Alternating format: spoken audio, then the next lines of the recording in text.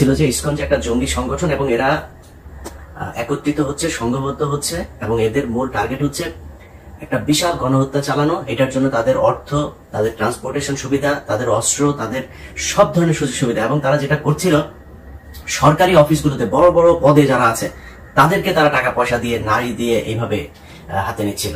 যে কারণে বিভিন্ন জায়গায় যখনই কোথাও কোনো আপনার এমনকি হিন্দুদের সাথেও তাদের বিভিন্ন মন্দির দখল নিয়ে গ্যাঞ্জাম হয়েছে, সেই গ্যাঞ্জামগুলোতেও দেখা গেছে ইসকনের সংখ্যা কম কিন্তু পুলিশ প্রশাসন সবসময় তাদের পক্ষে দাঁড়িয়েছে, যে কারণে তাদের সাথে পারা যায়নি।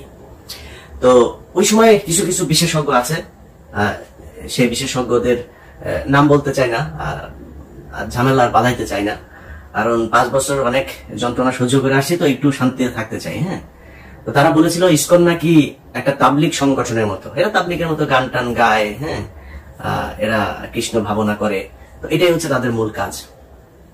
এখন দেখেন বাংলাদেশের সবচেয়ে বিস্ফোরা হয়ে দাঁড়িয়েছে ইসকন। আমি ইসকনের এই হত্যাকাণ্ডে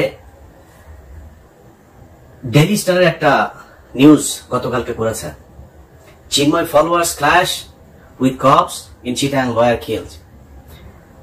এটা হচ্ছে ডেইলি স্টারের সংবাদ। আর প্রথম আলো নিউজ করেছে, সময় নিউজ করেছে, চট্টগ্রামে আইনজীবীকে হিন্দু ভেবে হত্যা করলো দুষ্কৃতিকারীরা। বুঝছেন তো, হিন্দু ভেবে কারা হত্যা করেছে, তার মানে মুসলমানরা হত্যা করেছে।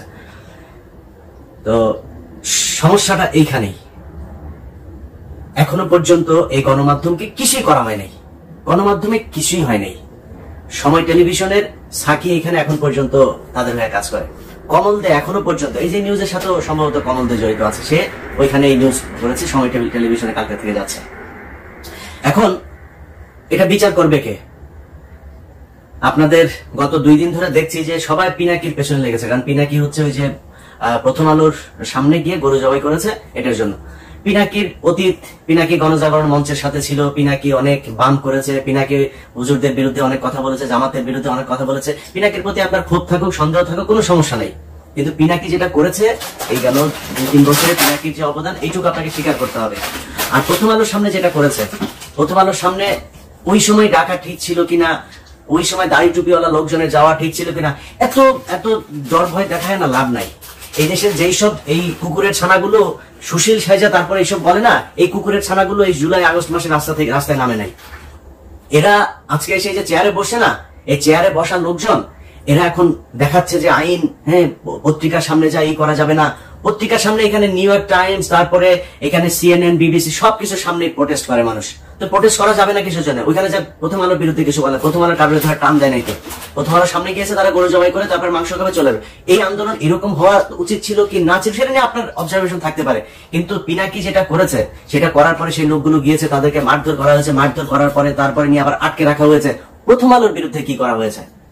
ওই লোকগুলির অপরাধ কি ছিল? সেখানে গরু জবাই করতে গিয়েছে, এটা অপরাধ।